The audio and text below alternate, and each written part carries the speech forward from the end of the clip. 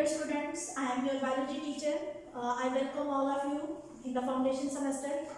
ठीक है, आप सबके सामने जो है आप जानते हैं कि प्रीवियस लेक्चर्स में हमने बायोलॉजी के चैप्टर नंबर 1 को स्टार्ट किया हुआ है और उसके तकरीबन 6 लेक्चर्स हो चुके हैं। आज हमारा 7th लेक्चर है। ठीक है, तो इसमें जो प्रीवियस लेक्चर था, जो 6th लेक्चर था, उसमें मैंने आपको बताया था बायोलॉजिकल ऑर्गेनाइजेशन के बारे में। उम्मीद है कि आप सब इसको घर में स्टडी कर रहे होंगे। ठीक है, अगर आपको इस बुक नहीं है तो बेटा यहाँ पर बोर्ड पे जो लिखा होता है इसी को आप नोटबुक पर नोट करके जो है वो इसको मेमोराइज करना स्टार्ट करें, क्योंकि बाद में जो है इतना टाइम नहीं होगा आपके पास कि आप इसको जो है वो अच्छे से अंडरस्टैंड कर सकें। तो ये जो भी टाइम है आपके पास, ये गोल्डन टाइम है, इसको अच्छे से यूटिलाइज करें। ठीक है, अल्लाह ताला आप सबको कामयाब करें। और आप जानते हैं कि आपने प्रोग्राम ऐसे ही चूज़ किया है FSC प्री मेडिकल। ठीक है, तो उसके लिए आपको बहुत ज़्यादा मेहनत करनी पड़ेगी। ठीक है, चलिए जी स्टार्ट करते हैं। बिस्मिल्लाहिर्रहमानिर्रहीम। चैप्टर में इंट्रोडक्शन एंड प्रीवियस लेक्चर में मैंने स्टार्ट किया हुआ था बायोलॉजिकल ऑर्गेनाइजेशन,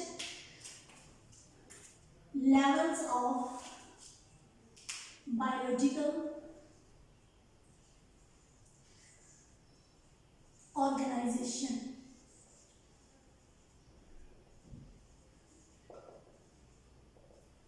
जिसमें हमने कहा कि कुछ सब एटॉमिक पार्टिकल्स होते हैं। ठीक है, सब एटॉमिक लेवल के बाद देन एटॉमिक लेवल आता है। एटॉमिक लेवल्स के बाद फिर हमने कहा कि मॉलिक्यूलर लेवल आता है। सबसे पहला जो लेवल था, इसको डिटेल में पढ़ने जा रहे हैं, सब एटॉमिक एंड एटॉमिक लेवल।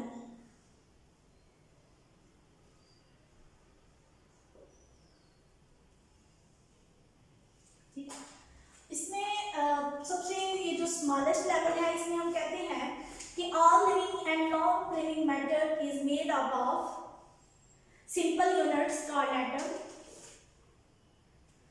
ठीक है, हम कहते हैं कि जितने भी लिविंग और नॉन लिविंग वर्ल्ड है, all living and non-living material are made up of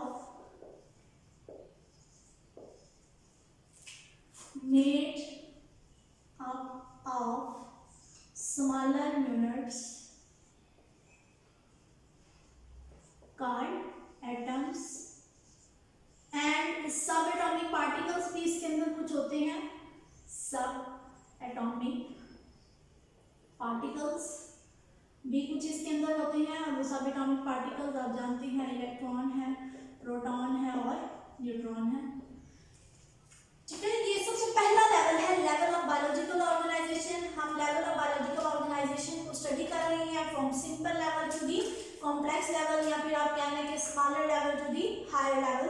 ठीक है, तो सबसे स्मॉलर लेवल जो था that is sub atomic and atomic level. इसके बाद जो सेकंड लेवल आएगा that is molecular level, that is molecular level। ठीक है, यानी कि एटम्स के मिलने से क्या बनेंगे, मॉलिक्यूल्स बनेंगे। सबसे पहले हम मॉलिक्यूल को डिफाइन कर लेते हैं। a molecule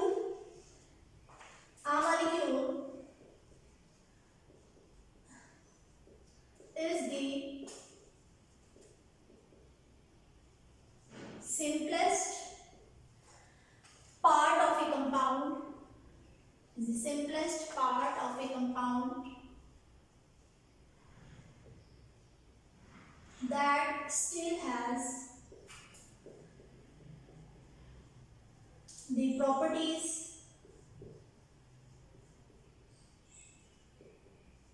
of that compound।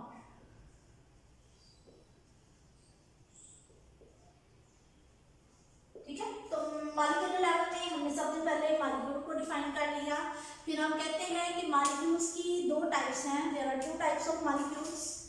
यहाँ पर हम कहते हैं types of molecules. Types of molecules, यहाँ पर हमें ये बताना है कि ये टाइप्स ऑफ मॉलिक्यूल किस बेस पर है। तो ये जो क्लासिफिकेशन मैं आपके सामने लिखूंगी, types of molecules on the basis of their molecular weight, on the basis of their molecular weight. तो मोलेकुलर वेट की बेसिस पे मॉलिक्यूल्स की दो टाइप्स हैं। सबसे पहले number 1 is micromolecules, micromolecules and macromolecules. ठीक है, ये इन दोनों को मॉलिक्यूल्स को किस बेस पर डिफरेंशिएट किया गया है? Molecular weight. ठीक है, कोई भी क्लासिफिकेशन हो ऑर्गेनिजम्स की तो उसकी कोई ना कोई बेसिस होती है कि आप इनको किस बेस पर डिफरेंशिएट किया है। जैसे कि गर्ल्स कॉलेज है तो जेंडर वाइज अगर देखें तो ये गर्ल्स कॉलेज है, साथ ही बॉयज कॉलेज होगा। ठीक है, ये प्री मेडिकल के स्टूडेंट्स हैं, ये जो है इंजीनियरिंग के स्टूडेंट है तो इनका प्रोग्राम डिफरेंट है, यानी उनके सब्जेक्ट जो हैं वो डिफरेंट होंगे। ठीक है, वेट के हिसाब से देखें तो कुछ हम कहते हैं कि ये लाइट वेट है, ये हैवी वेट है। ठीक है, तो ये मोटे हैं, ये पतले हैं। तो कोई भी क्लासिफिकेशन जो होती है उसकी कोई ना कोई बेसिस होती है। तो ये जो क्लासिफिकेशन है मॉलिक्यूल्स की on the basis of their molecular weight, उसमें माइक्रोमॉलिक्यूल्स है और मैक्रोमॉलिक्यूल्स है। That is very important short question के differentiate between micromolecules and macromolecules. तो आप इसमें डेफिनेशन नोट करेंगे और इसकी एग्जांपल नोट करेंगे। The molecules with low molecular weight,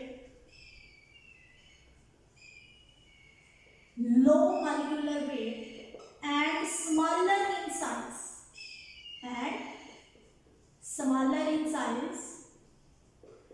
are known as micromolecules। उन्हें आप क्या कह देंगे? माइक्रोमॉलिक्यूल्स। इसी तरह से इसका बिल्कुल उल्ट कर लें, मैक्रो का मतलब होता है large. The molecules with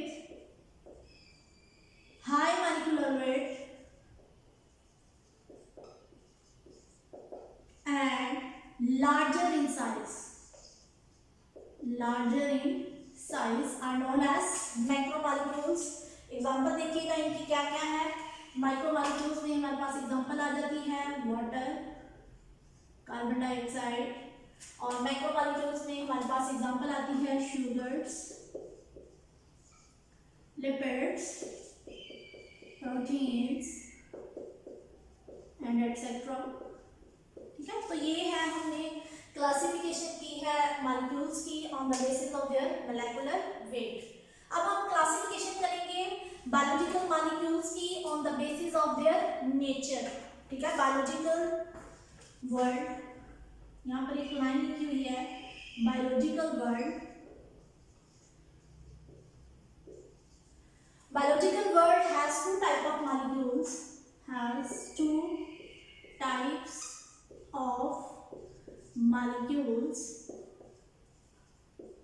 on the basis of their nature, on the basis of their nature।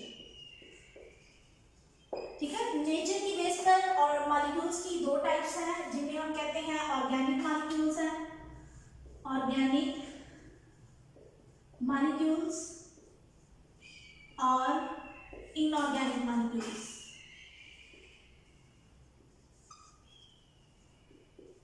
Inorganic molecules, organic molecules वो होते हैं जिसमें एक ही मॉलिक्यूल के अंदर कार्बन और हाइड्रोजन प्रेजेंट हो। A molecule, an organic molecule, an organic molecule is any molecule containing both hydrogen and oxygen, containing both carbon and hydrogen। यानी एक ही मॉलिक्यूल के अंदर कार्बन और हाइड्रोजन होंगे तो वो मॉलिक्यूल क्या होगा? Organic molecule. यानी कार्बन और हाइड्रोजन एक ही कंपाउंड के अंदर हो, एक ही मॉलिक्यूल के अंदर हो, तो that is organic molecule. Example glucose, amino acids, fatty acids, they glycerol, ATP nucleotides, ATP, ठीक है, ATP stands for adenosine triphosphate, ठीक है, ये हम फर्दर लेक्चर्स में हम पढ़ लेंगे।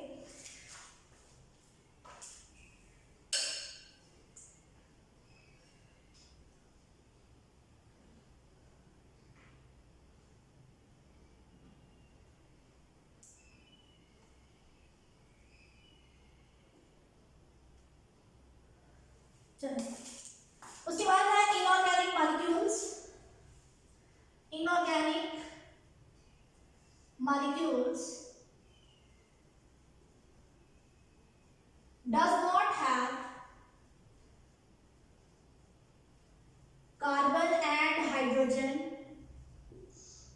within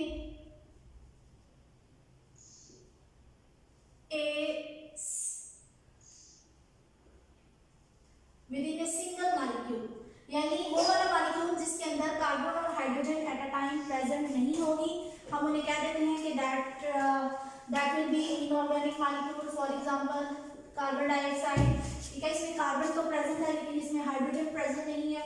इसी तरह से वाटर कह लें, अमोनिया कह लें, ठीक है, तो ये सारे के सारे हमारे पास क्या है, इनऑर्गेनिक मॉलिक्यूल्स हैं, ठीक है। तो यहाँ पर हमारा मॉलिक्यूलर लेवल जो है वो कंप्लीट हो गया है, जिसमें मैंने आपको बताया कि मॉलिक्यूल की डेफिनेशन क्या है, ठीक है। सबसे फर्स्ट लेवल जो था वो सब एटॉमिक एंड एटॉमिक लेवल था, उसके बाद मॉलिक्यूलर लेवल। मॉलिक्यूलर लेवल में फिर हमने कहा मॉलिक्यूल्स दो तरह के हैं, ठीक है। ऑन द पहली क्लासिफिकेशन की हमने on the basis of their molecular weight, जिसमें माइक्रो मॉलिक्यूल्स है और मैक्रो मॉलिक्यूल्स हैं। जो मॉलिक्यूल्स जिनका मॉलिक्यूलर वेट कम है और वो साइज में भी छोटे हैं वो है माइक्रो मॉलिक्यूल्स। उसके बाद मैक्रो मॉलिक्यूल्स जिनका वेट भी ज्यादा है और वो बड़े हैं, तो उन्हें हमने क्या कर दिया, मैक्रो मॉलिक्यूल्स। और इसकी एग्जांपल है sugar, lipids and proteins. And that is very important short question from board point of view. उसके बाद हमने कहा कि अब हम एक और क्लासिफिकेशन करते हैं कि लिविंग ऑर्गेनिजम्स के अंदर जो बायोमॉलिक्यूल्स हैं उनकी क्या नेचर है मॉलिक्यूल्स की। तो उसमें हमने कहा ऑर्गेनिक भी हो सकते हैं मॉलिक्यूल्स और इनऑर्गेनिक भी हो सकते हैं। अगर एक ही मॉलिक्यूल के अंदर कार्बन और हाइड्रोजन प्रेजेंट हैं तो वो ऑर्गेनिक मॉलिक्यूल्स होंगे। और एग्जांपल हमने कहा glucose, amino acids, fatty acids.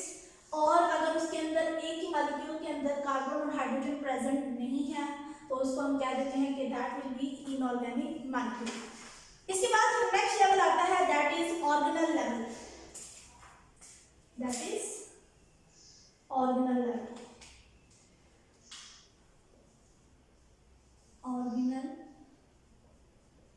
Level organelle क्या है,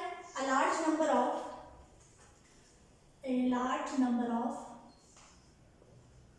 micro and micromolecules and macromolecules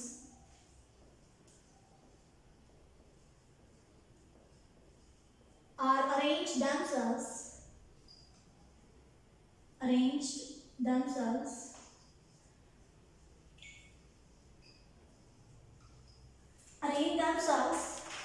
to form cells and organelle. To form cells and organelle, ठीक है। तो जब आप देखिएगा ना, एटम्स के मिलने से मॉलिक्यूल्स बने, अब डिफरेंट मॉलिक्यूल्स के मिलने से क्या बन जाएंगे, ऑर्गेनल बन जाएंगे। अभी कुछ देर पहले मैंने आपको बताया कि एक एनिमल सेल जो है इसके कुछ फीचर्स हैं, यानी इसमें सबसे पहले हमने कहा प्लाज्मा मेम्ब्रेन होती है, साइटोप्लाज्म होता है, न्यूक्लियस होता है, ठीक है। ये बेसिक कंपोनेंट है, कोई सा भी एनिमल सेल हो उसमें ये तीन चीजें जरूर होंगी। लेकिन इसके साथ साथ इसके अंदर डिफरेंट ऑर्गेनेल्स प्रेजेंट होती हैं, जैसे माइटोकॉन्ड्रिया है, लाइसोसोम्स है, एंडोप्लाज्मिक रेटिक्यूलम होगा, राइबोसोम्स हो सकते हैं, ठीक है। तो यहाँ पर हर ऑर्गेनेल का अपना एक फंक्शन है। राइबोसोम्स का फंक्शन है प्रोटीन सिंथेसिस, लाइसोसोम्स का फंक्शन है डाइजेशन, माइटोकॉन्ड्रिया का फंक्शन है cellular respiration, endoplasmic provide support to the cell. ठीक है, तो ये कुछ ऑर्गेनेली जो है ये मैंने आपके सामने डिस्क्राइब की है। इसके बाद एक छोटा सा डिफरेंस आपकी बुक में लिखा हुआ है प्रोकैरियोट्स एंड यूकैरियोट्स। प्रोकैरियोट्स वो होते हैं जिनके अंदर ट्रू न्यूक्लियस नहीं होता, they are without true nucleus.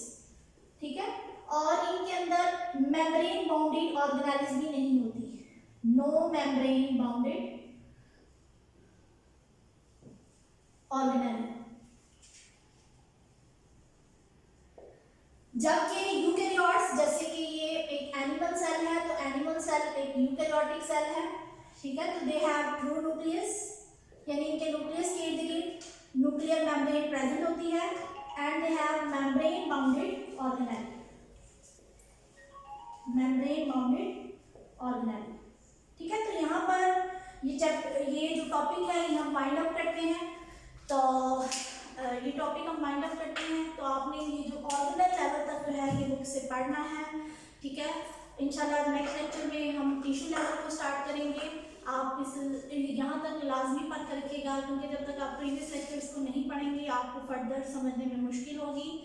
ठीक है, इंशाल्लाह नेक्स्ट लेक्चर में टिश्यू लेवल पढ़ेंगे। इंशाल्लाह hope you meet you soon. अच्छा जी, इसके साथ ही स्टे होम, स्टे सेफ, अल्लाह हाफिज़।